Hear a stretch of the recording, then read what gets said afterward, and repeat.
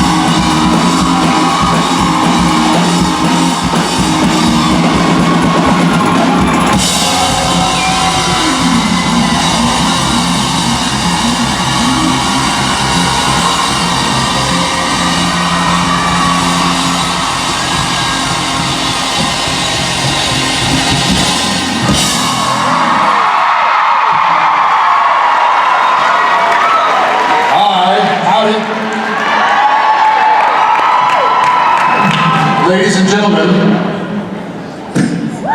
What? Yeah. I'm sorry. I thought you were introducing the chairs. Let me make this official. Good people of Secaucus and the surrounding counties, a big, warm New Jersey hello to Jensen Ackles and Jared Padalecki.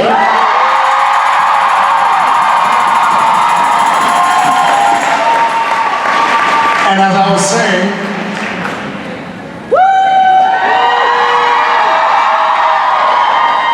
Please, Clint Eastwood, what's happening? I'm so confused.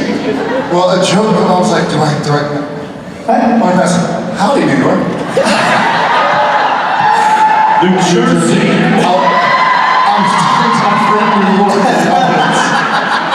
My friend, she's a First thing new. This is what we call the business a strong opener. This is swinging for the fences. Where is it? Good Lord. Miss York. See? No, there's a whole bunch of them. Same name. Why don't you introduce the chairs? I'm leaving. Good luck, boys. Have fun at Secaucus. Thanks, guys.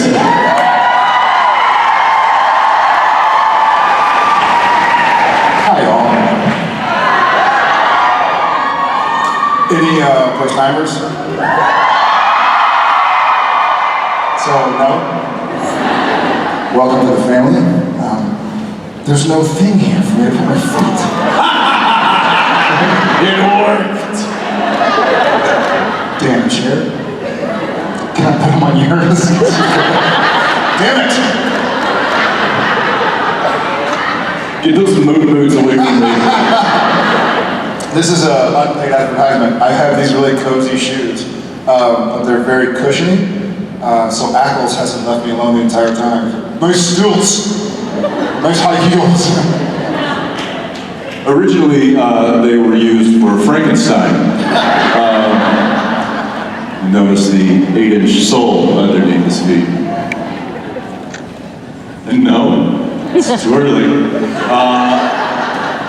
How's everybody doing today? Can we just get a nice round of applause for the band?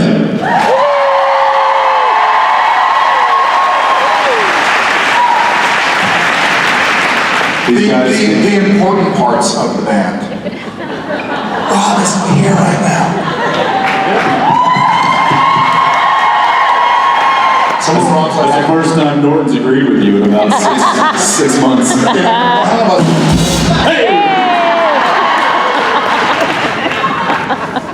all right, without further ado, we seem to have a different. Yeah, boy, they lined up today, didn't they? Let's start over here. How are you? I like your shirt. Thanks. Okay. Hello, boys. Hi. Hello. It's So- hello, boys. I don't want to insult that.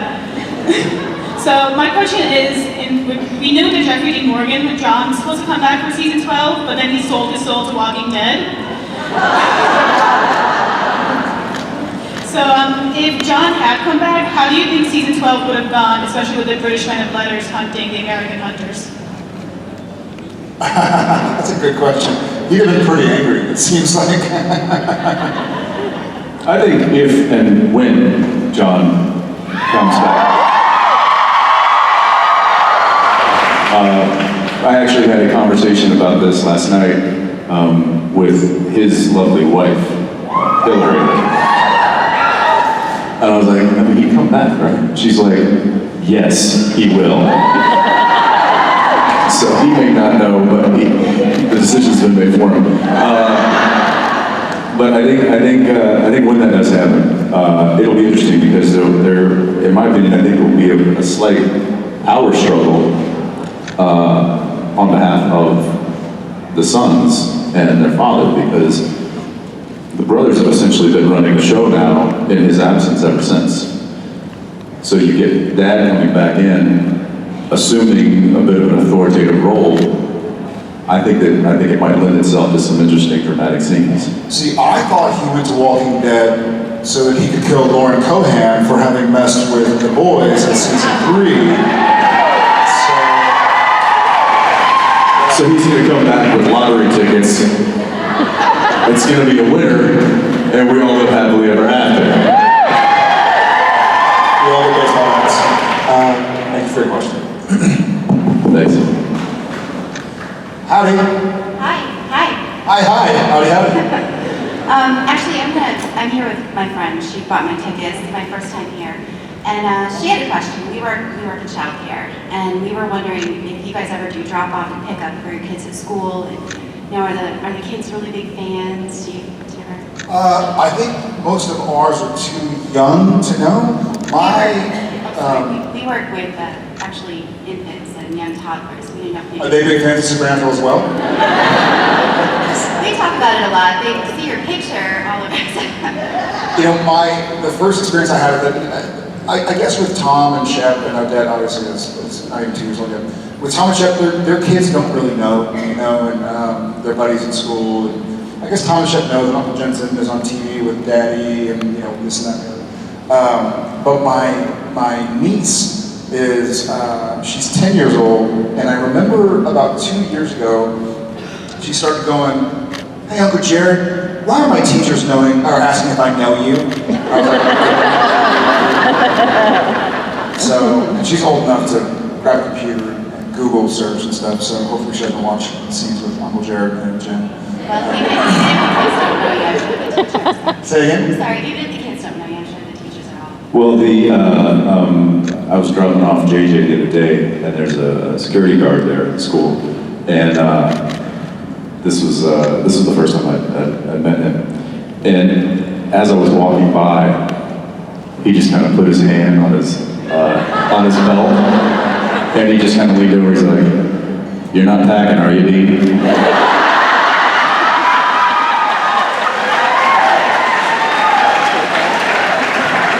And I said, "Yeah, I am." So the students aren't quite there yet, but certainly the faculty. Yeah, side note, the security guard's name is Safe. Yeah, Safe. It's like, that's awesome. It's a good code name. It's a good code name. Thank you for your question. Thanks for working in childcare. I'm so sorry. I only have 3.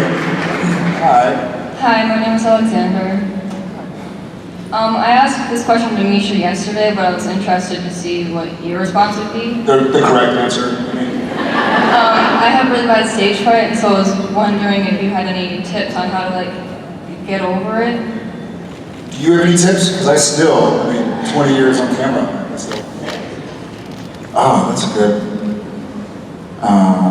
I'll tell you one thing that helps us here right now is that the lights coming from that side and the lights coming from that side prohibit us from seeing anybody out there. So we're hearing a question coming from you and delivering it out to just blackness.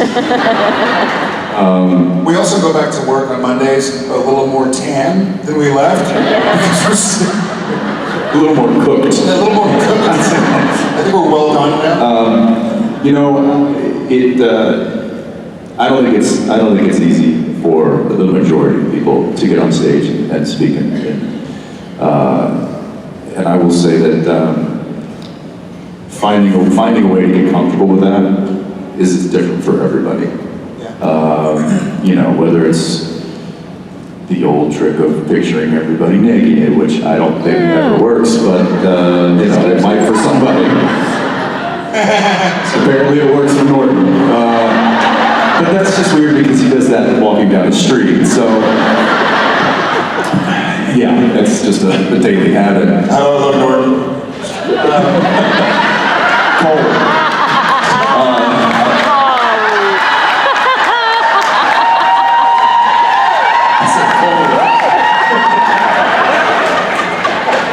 Anyway, don't think about that. Before we go off on a tangent, I think what's helped me, I've had a chance to make out there. This is going to sound kind of, I don't want this to sound mean-spirited, but the only thing that, not the only thing, the main thing that kind of helps me if I do get stage fright again is reminding myself that it's not my job to control what other people think of me, as long as I'm doing what I want to do. So you're not going to be able to control if somebody wants to say mean things or nice things or love you or hate you or whatever their predispositions are. So just be yourself, do what you want to do, and own it. And know that it's your job to make yourself happy. Yeah. In the same way, I would say that, however, if that frightens you, be open and honest and vulnerable like that, which can work. I think it works for you. I think he and I we can be authentic because we're comfortable doing so. We have y'all support also, so we're playing to a fairly hot audience, so. But also, this is a trick: is get up on stage if you have to deliver a speech or you have to address an audience. Play a character. It doesn't have to be widely different from you.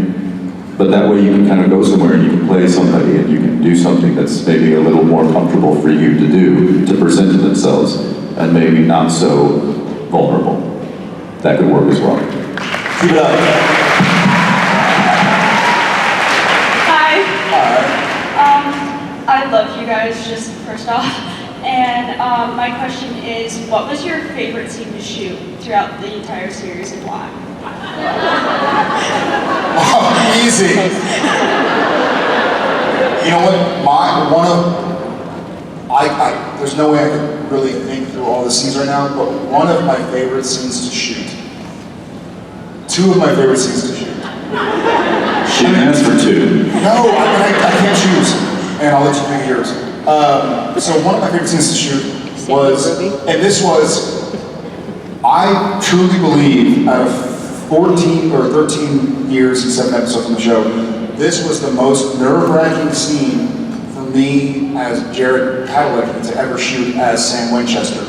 And that was the scene where Jared Padalecki was playing Sam Winchester, playing Jared Padalecki.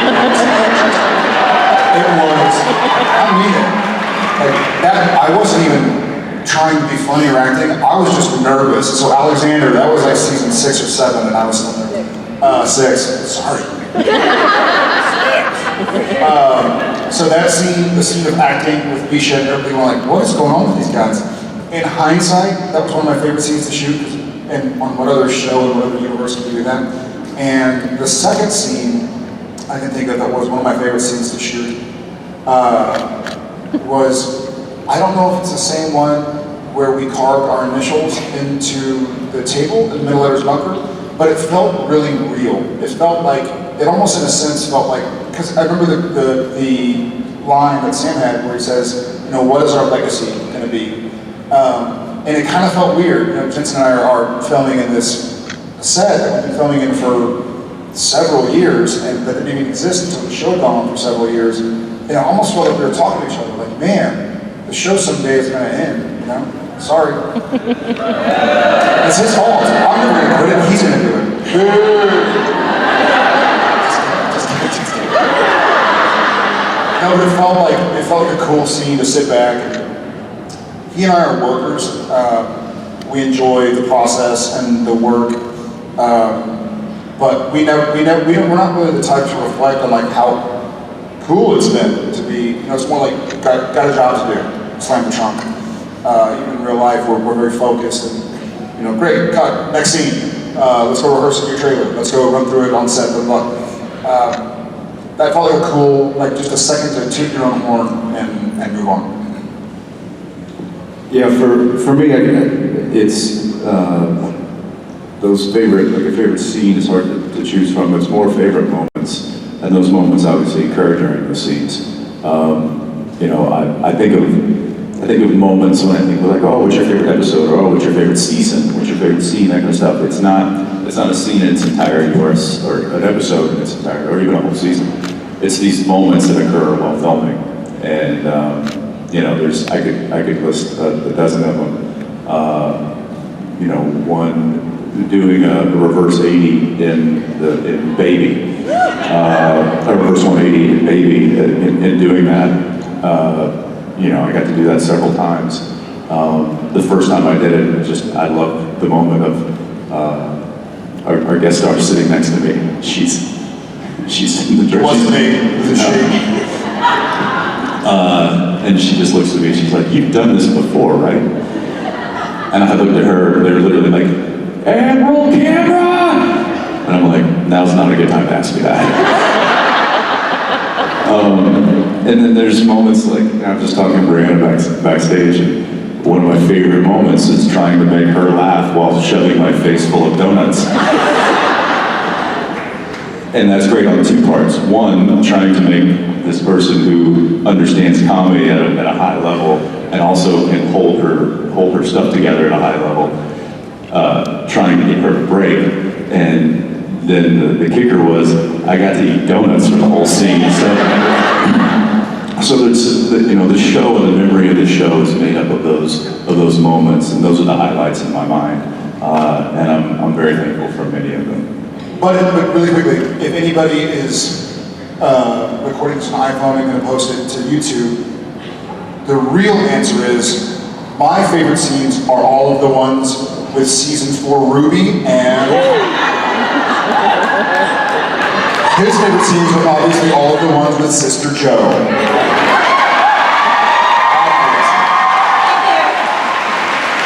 And cut. Thank you. As if she's gonna watch this. Hi, my name's Lindsay. Hi, Lindsay.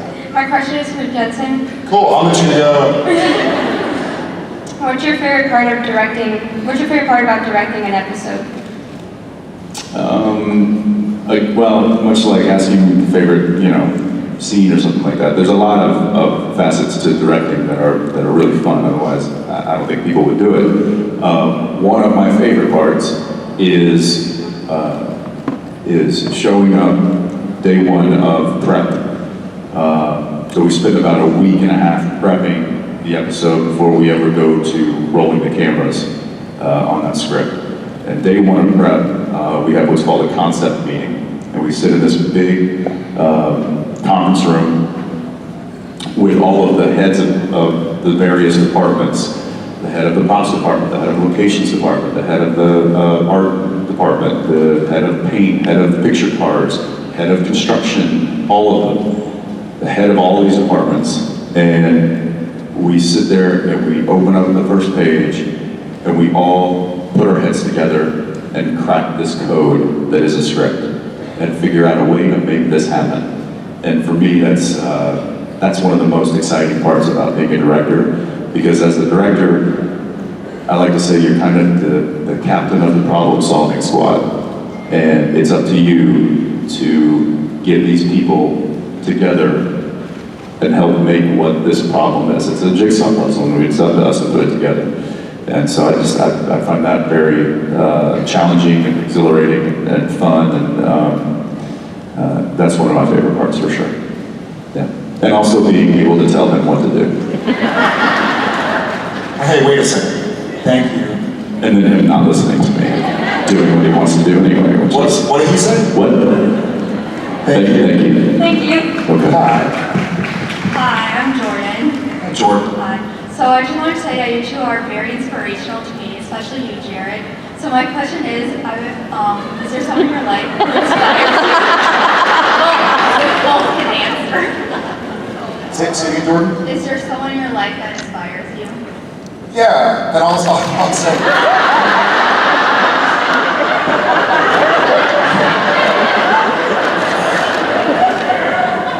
We all understood. Thank you so much. But just, I understood your question. And one of the most inspirational people to me is honestly Stephen Norton. You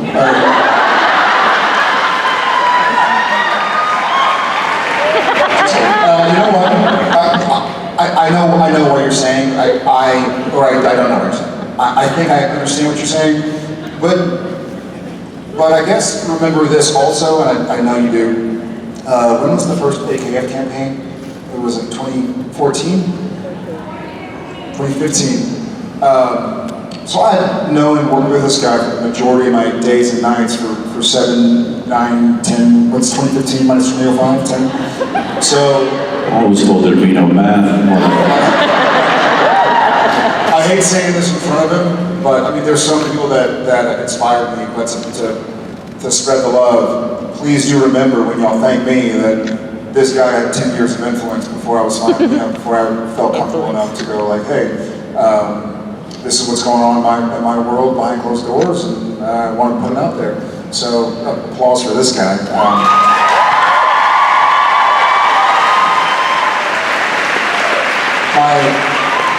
There are obvious things. My wife is amazing. I'm trying to think of people. You know what? I love to read, but I especially love reading nonfiction books. I'm so inspired and intrigued, and my curiosity is piqued, and I'm so motivated when I read about somebody else's struggles. I sit in traffic for 5 minutes, and I'm like, ugh. I always have bad traffic, and you go, wait a second, if this person dealt with this, I've dealt with blah and blah blah, so I think if I could say anything, I'm trying to look for something poignant. I fully believe that if you know anybody and they have not inspired you yet, then you haven't asked the right questions. Everybody's story is amazing, and everybody's dealt with something. And it's not your fault necessarily. Maybe they don't feel comfortable yet sharing what they've been through or what they think or what they know. But I was told by somebody, and I can't recall who, but to look for something interesting and unique and wonderful about everybody, because everybody has it. And if you haven't seen it yet, it's not your fault. You just haven't known them long enough or asked the right questions. So continue to be inspired by everybody around you, and life will be good. Thank you. Thanks, Jordan.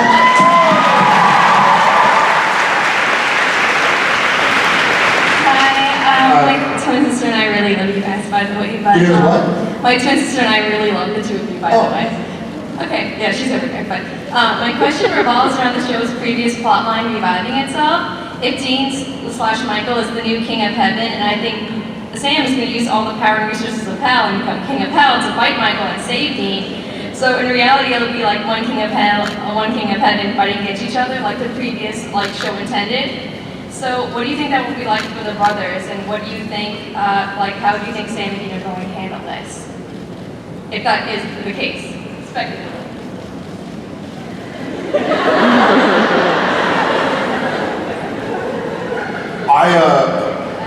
I totally have an answer for this, and I understand you completely, but just in case, will you say it all again?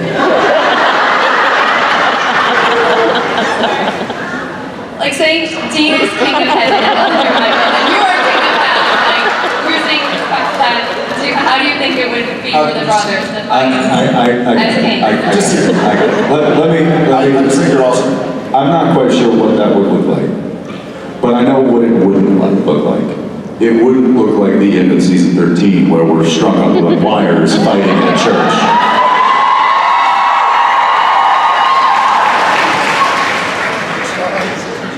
I mean, it's like a damn puppet show. But like Team America, it's like a marionette. It won't look like that, I can promise you. Yeah, I don't know. I mean, that's, maybe we'll find out. I love action movies, I love superhero movies, I love fight scenes, and I love mixed martial arts, and yada yada. What interests me the most is the reason somebody's fighting. And I'm a big, I mean, this is maybe, can upset some people, but I'm a big like UFC fan, and I enjoy the art part of martial arts, and I love chess. But I would much rather see the two best fighters on the planet talk about why they're fighting. It's almost a joke, you know, you always see James Bond movies where the guy could just shoot a gun because James Bond is tied up, but he's like, and this is why I'm doing what I'm doing, Mr. Bond. And you know, they always talk like Mark Shepard, for my love. But it's always the exposition part, which can be so boring. I'm so much more interested in why somebody is doing what they're doing, what they're into. So maybe in a boring sense, my ultimate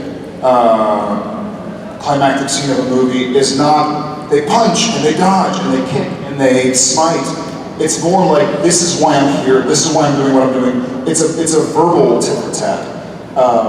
Finding out about what makes somebody tick, not how they end up ticking after they have their motivation. Getting to the base layer, the foundation of what makes them who they are, not if they can throw a good sidekick or if they can do a good two-finger smite to the forehead, like Cass. You know, I want to hear like what his story was about. So I guess if this show existed, I would rather see, and those, going back to a scene about earlier confrontations and earlier favorite scenes, I love those scenes where like the scene between Pellegrino and Spate when they're talking about being brothers. This is season like the King of Hammer, what a Hammer of the Gods.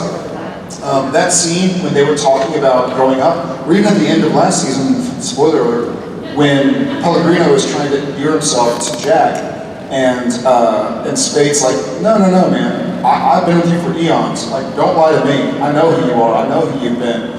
That's more interesting to me than people on strings or CGI effects to have somebody explode or something. Those are all great, wonderful, but I feel like those are the great. Whereas as we say in the South, the chicken fried steak part of that. So just to be clear, instead of having Michael, the King of Heaven and the King of Hell, have some big, massive, epic CG battle scene to end all days, you'd rather have inside the actor's studio. Correct.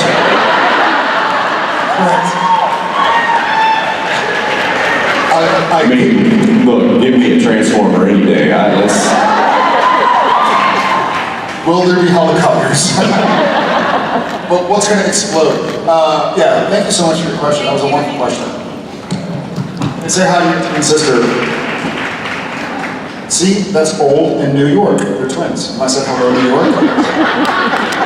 Hi. Hey, Jared. By the way, and it's like into the sun right now. As are you. That's just those over there. Wait, real quick, just so you guys know, what's the capital of New York? Old York? Damn it.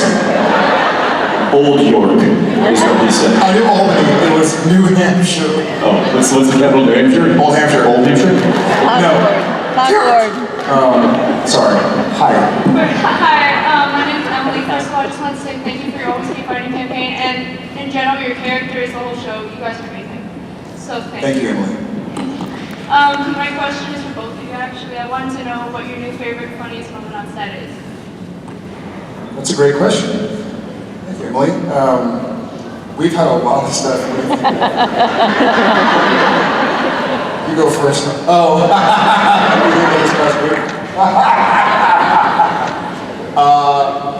It's gonna make the gag reel, I'm sure, but there's some stuff that happened in the filming of episode 7. Let's just say it involves Jensen, Misha, Alexander, and me. And it's sort of become a There's a lot of improv. So there's a lot of improv, probably some broken ribs. Yeah, some broken ribs. I'd say. Maybe a torn swing. There's some funny. So it makes me laugh because for years it was Jensen and me teasing Misha. Season 4, 5, 6, 7, 8, 9, 10, 11, 12. Then Alexander came on season 13, and Misha's like, finally. New victim. Every now and again, it's a funny thing.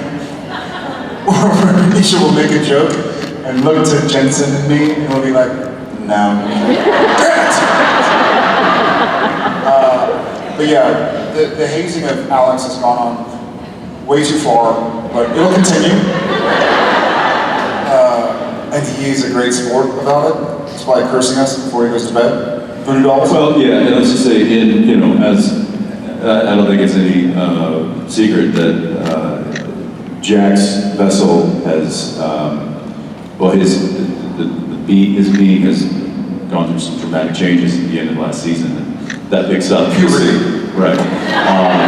And that picks up at the beginning of season 14, and his vessel is having some difficulties adjusting to his circumstances. And so he's having challenges. It's like almost like getting very, very sick. And let's just say he collapsed a few times. His character, I would say, collapses a few times in this episode that we just filmed. Which, of course, him hitting the floor is just a green light for a doggy pile. So it's just dog pile central for the entire episode. And he's not a big guy. We are. Yeah, during photo-ops, I was like, whoa, you guys are gorgeous as well. But the funny thing is, Misha jumping in too is so excited to be on this side of it. He's like the he's like the first to dive. and poor Alex, he's gonna need to see not only a doctor but a therapist as well. We calculated it's about 600 pounds laying on Alex every time he falls on the ground. That's a lot of weight. Yeah. I will say though that after about the 4th or 5th take, he started like full defensive positions on the floor. Full 1 foot? Yeah, and our stunt coordinator had to come in and start helping defend him. It's not professional. And hopefully you guys enjoy this. He and I are making a concerted effort to, when something goofy or silly happens, we make sure to say, because when they call action and they start rolling, when they call cut, let's say you do 3 takes of a scene, they'll usually only print the 1 or 2 or 3 of, let's say you do 6 takes, rather. They'll print 1, 2, or 3 of the best ones, but one, something went wrong, the lighting was wrong, or we didn't hit our marks, or we forgot our lines. And sometimes there's a goofy one, but they have to say to the script supervisor, make sure you print take 3, even if it's just them goofing around. So I know a few times we've both been like, hey, make sure you print that so it can be part of the gag reel. My goal for this season is to have like a 2-hour gag reel.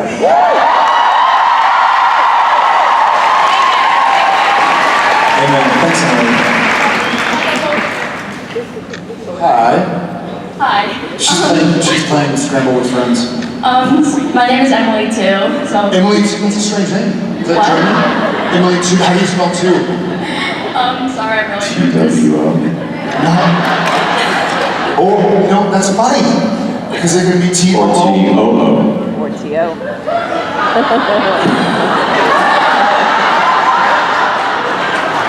That actually works. I'm sorry. English grammar.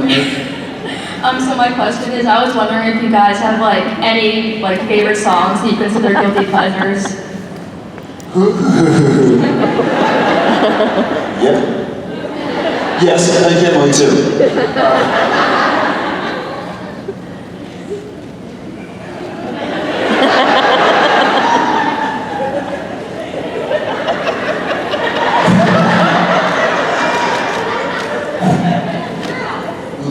Squirrels? That's not a song. That's not a song either. Spillets. So, legitimately, a lot of my guilty pleasures are songs from the 80s and 90s. Yeah, but there's nothing guilty about that. Yeah, because they're classics now. No, she wants to know like a song that you would be embarrassed to tell everybody that you're gonna tell everybody. Baby Shark. Is that a song? Well, I'm embarrassed for you.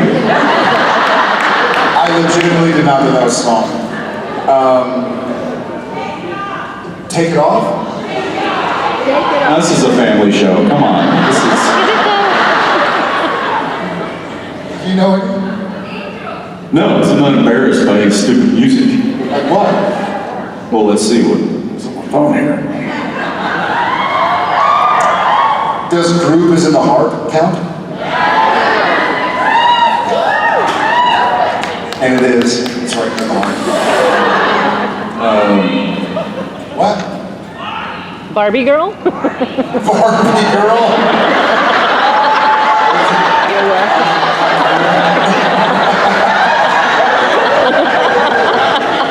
I'm blue. I'm I'm trying to think of the sing that. Water? No, we're fine, thank you. You need some water? I don't. Like a virgin! Madonna's badass. So we got... Love me some. I don't really. Holidays good? What, Umbop? I have Umbop on my phone. I've paid for Umbop. Like, hey, that's like That sounded 90s. sexual. What's your guilty pleasure song? Your guilty pleasure song? Well, I have like a whole guilty pleasure playlist, but if I had to pick one, probably Africa by Toto. Where's Gregory? Oh, we need keys for that, don't we? What about Rosanna by Toto? Yes, Toto's that's amazing. my second favorite. See, look, that's 80s and 90s, and I got voted out for having 80s and 90s guilty Where's pleasures. Jen? What do you Does it think? count if the guilty pleasure is a strict result of your kid? Yes. Okay, so Paw Patrol. JJ likes to get fired up on her way to school, and she makes me like turn it all the way up for that song, Fight Song. Rachel Platten. Is that it? That's a good song. She's a great voice. Yeah, but it's not something I'm gonna. But here's the problem: is that I'll play it when she's not in the car too.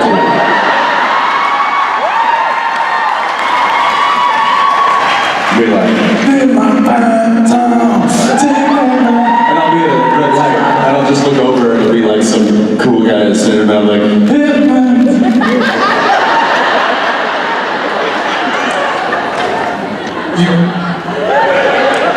You got it all wrong, because you have tinted windows, so you need to go, this is my daughter likes it.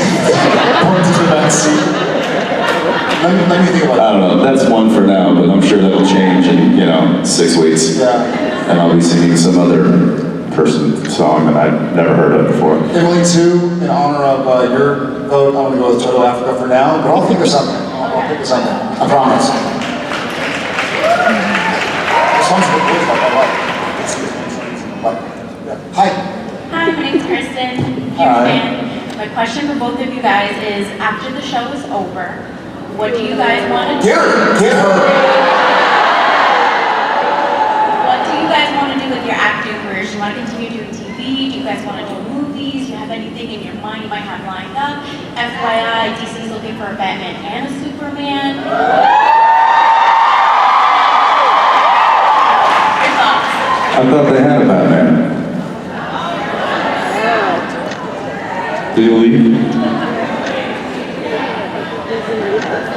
Dumbass.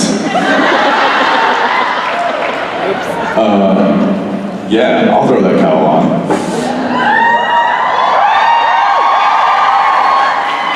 No, I'd buy that movie ticket. I know I would.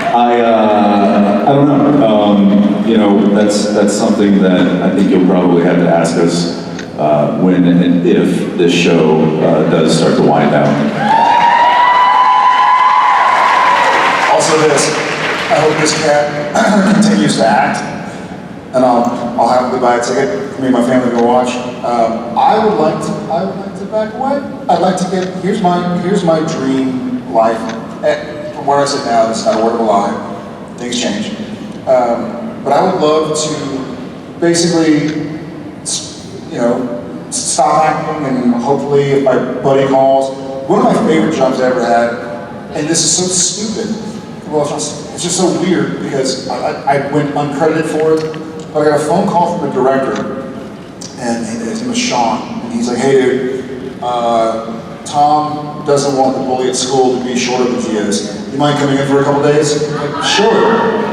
I made, $100 a day or $100 a week or something like that, like the absolute minimum, and it was for cheaper by the dozen. It was just, but there was no, it was just like, sure. I was living in LA at the time. They were shooting in downtown LA at some school, I believe, Pasadena or something. And so, I would love, that's one of the reasons I love these conventions, is because I both get to see people that I worked with years and years ago, and see people that I've traveled the world with and been to Rome, like all over the place. And it's like catching up with friends. Like, I feel like if anybody could design a perfect life, if you were a billionaire and you weren't one of these kind of Elon Musk people who just had to be working all the time, it's like my favorite thing to do in the world would be like reunions with my buddies once a week, and see everybody. I mean that, by my heart. So I feel like my dream job would be to not have a regular job, but to get a phone call or an email from a friend like, hey dude, we need somebody with a big forehead to come play this character. And I pick up the phone and be like, cool, let me check with the family, and I hope to see you there. So that's fingers crossed. Your forehead's beautiful. Thank you, it's a 5-head, so thank you. As is yours. Thank you. Hi. Hi, my name is Brian, and I came from Puerto Rico, but I have a question for the two of you. So I was wondering, what's the best horror film the two of you have ever seen, and what is the worst fear that's emanated from that film? The best horror? So Ryan from Puerto Rico is basically saying, what's the best horror film we've ever seen, and the best fear that's sort of been spawned from that movie. I think if I went to a hotel that seemed abandoned, like in The Shining, I think I'd probably put my family back in the car and drive away. The movie, he turned me on to a movie, The Strangers. It's good. And so, what? House of Wax. Yeah, House of Wax. I won't go to a wax museum anymore. My favorite horror movie, legitimately though, is New York Minute, so I don't go to New York a lot. I will say, since you brought it up, The Strangers is one of my favorite scary movies, and it has left an impression on me, so much so that a lot of times I find myself at night when I'm at home. I have a good sized front yard, and it has lights in the trees that have pools of light in the yard.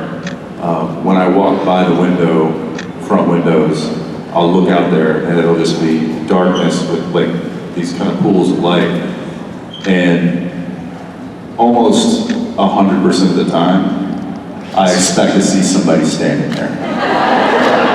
And it is because of that movie. And obviously they're wearing like a happy mask, but they're just standing there like this in the pool of light.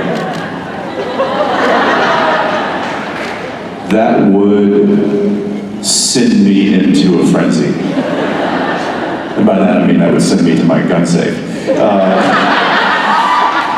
Until you said the same thing. So our property has cameras all over the place. And one of the camera systems sends alerts. So every now and again, I'll be home in Austin, and it'll be, you know, like midnight 30, and I'll get bling, you know, motion, a sense in front yard. And I'm like, do I want to look? Because oftentimes it's just the light changes slightly, or the neighbor drives his car, Or lightning. a bug next to the camera system. And I'm like, nah. I'll make sure the doors. Genevieve makes me walk around all the doors and windows before going to bed to make sure they're closed and locked. Probably because that movie. I'll leave you with this. I'm not a word of a lie. The other day, this was maybe a couple of weeks ago, I was in my my living room, and I was watching the late night football game. Everybody else had gone to bed, and I kind of you can see my front porch from if you're sitting on the couch out the windows. And I looked out there, and the porch lights were on. You could see the porch, but then it kind of just disappeared into the darkness. Which then you get out of the yards and you get the pools of light. But just in that pool, that light that was the front porch. And this is another movie that's played on this fear that originated from strangers, is The Purge. And I sat there and I instantly envisioned several people in masks walking into the light. And now this means that they're on my property. B, they probably aren't here to, you know, hand out Girl Scout cookies. And 3, this was my greatest fear, is which way do I go first? Do I go to my closet to get something to protect myself and my family? Or do I go to my children's rooms? And I sat there and I started like sweating, thinking about this, like, what would I do in that moment? Would I go to protect my children, barehanded? Or would I go this way and hope that they don't beat me back to them? That was a real fear I had. And it struck me, and then I was like, well, I'm turning this off and going to bed, because I can't enjoy this game anymore. And those were fears that were born out of movies like that. So, yeah. What about you, Ryan? Well, there's this movie on Netflix called Before I Wake, and in that film, there's this creepy, like, I don't know how to describe it, an entity, let's just say that, created by the boy, and it was called the Canker Man, supposedly. It was horrible to look at, it was scary. And so every time I went by the mirror, I imagined it like standing behind me, so. Well, you know what that means? That is good, effective filmmaking. That's what that is. And I don't want to, so I know where you live, and there's no Canker Man behind the mirror. He's under your bed. Thanks so much.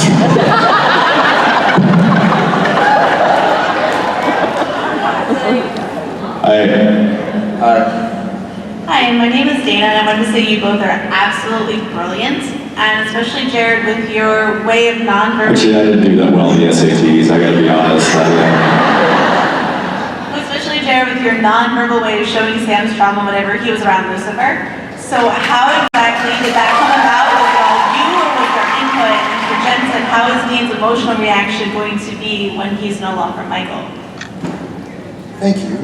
On behalf of both of us, the Lucifer thing started out as an accident. Honestly, when the whole Lucifer saga started 10 years ago, in case y'all want to feel old, it was written in because it was legit fear. And I think, you know, I get down the Wikipedia rabbit hole and the Google rabbit hole trying to figure out what victims of PTSD or trauma kind of experience. And oftentimes, if not dealt with, most times, I guess, if not dealt with, it's a consistent, irrational fear and reaction. So even when Lucifer lost his power, or I was safe, I wanted to make sure to give credence to the idea that Sam still, he had this bit of like being around his tormentor, being around his attacker. And so that it became something that the writers trusted. They didn't need to write into the stage direction. They knew that I'm very protective of my buddy Sam, and he's very protective of his buddy Dean. And so I just kind of tried to work that in as much as possible. And there were even lines that I would call the writers and producers and be like, hey, this kind of indicates Sam being frivolous with Lucifer, and it works better for Dean. And Jensen would be like, absolutely, because he has the kind of wry gallows humor. So yeah, it's a, before y'all see Supernatural, a lot of work has gone into it, but a lot of work has gone into us trying to figure out every second, you know? I think you'll see, as far as the Michael thing, when Dean becomes Dean again, as we know he will. I don't think that's a spoiler alert.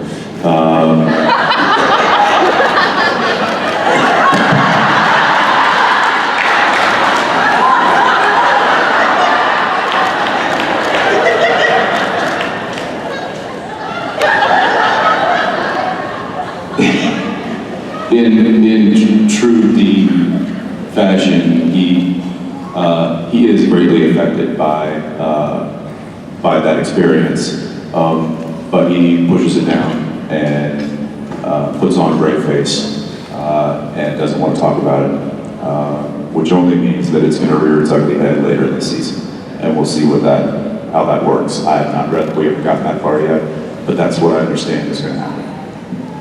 Thank you both. Thank you. Thank you.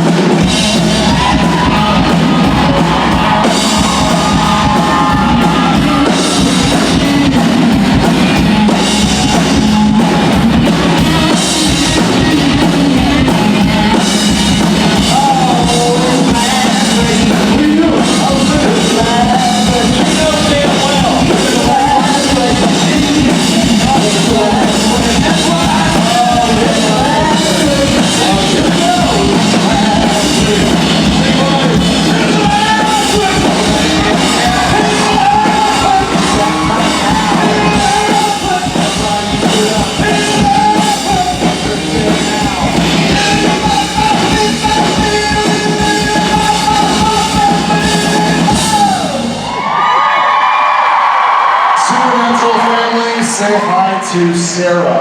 Hi, Sarah.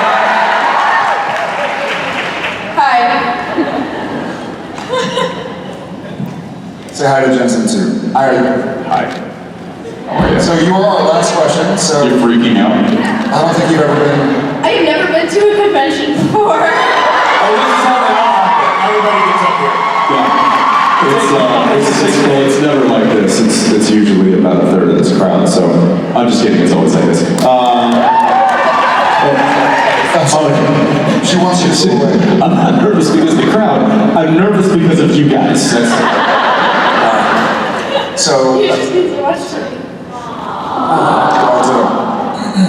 So What's your question? My question was why you decided to pursue acting in the first place.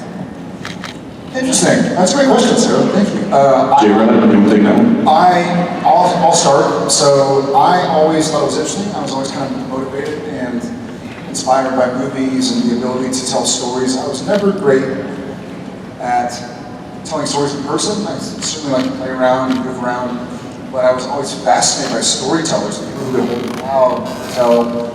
I enjoy reading and I enjoy art, this and that, but I just feel like I lost myself. And I would actually kind of alter it a little bit to say that I at some point, I didn't any longer pursue acting. Acting sort of pursued me. And this wasn't because I got a job, this was in middle school, where, you know, I remember going to high school, and I was not a big person in high school. I'm a big person now, big person in the world. But I think when I got to high school, it got to the point where we'd have football practice and basketball practice and drama, and I'd have to choose one or the other. And I couldn't escape the idea of doing plays and reading scripts and the camaraderie that comes with telling a story together. So I always dreamt of the idea, and you don't have to be on TV or in movies to be an actor. You can act at school, you can act into the video camera at home for YouTube, you can act at local theater. So at some point in time, I just couldn't, there was nothing else I couldn't, you know. I don't know about this guy. Basically, Citizen means he's a one-trick pony. I got into it. My father was in the industry, or is in the industry. He did a lot of local work in Dallas with voice work and commercials and some episodic stuff. And you know, I kind of looked at that, and I guess I almost unknowingly followed in his footsteps. And I remember him saying, like, listen, this can be a very fulfilling career. It's going to be a very fulfilling job. You get to, you know, you have the opportunity of working with very talented people and collaborating with very talented people, and you know, the artistry that you can create with these people can last a lifetime. It can be very fulfilling. And I, you know, I can honestly say that I'm up here today standing next to some people, and I'm still waiting for that to happen.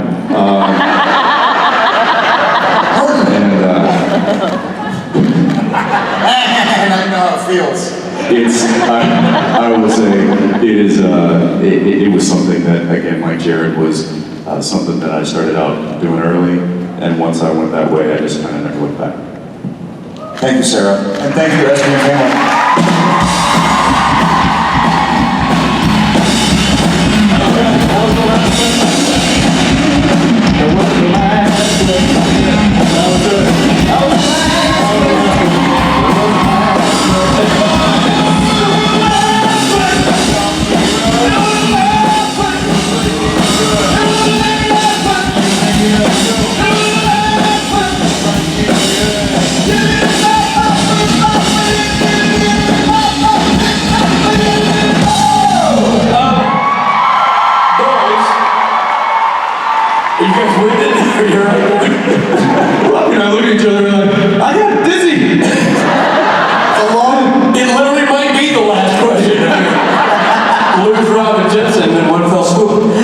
Sad news today.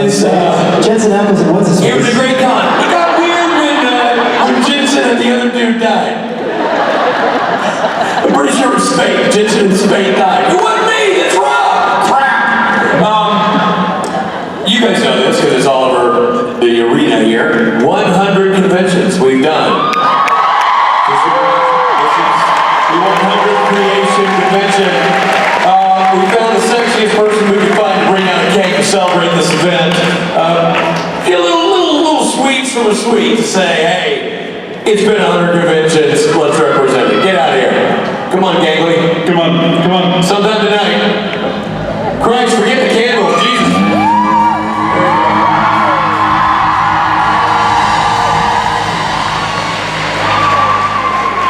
It's America's sweetheart, Chris Schmelke. Who's carrying the cake. We'll walk right past Jared and kids. But Chris, you've been here longer than anybody. Thoughts, feelings?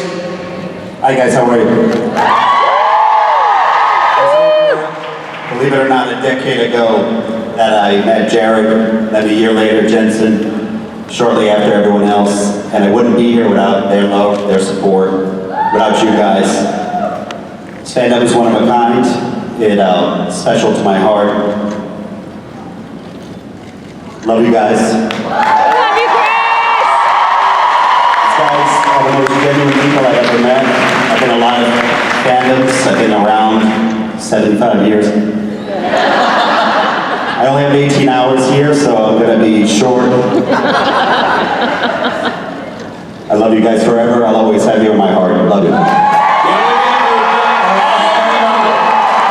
And quickly, we all love Schmelke back. He's been there for tens of thousands of years and moments that for all of us, for a lot of us, for most of us, for all of us, last a lifetime. Which is why this is also for everybody to Mr. Schmelke.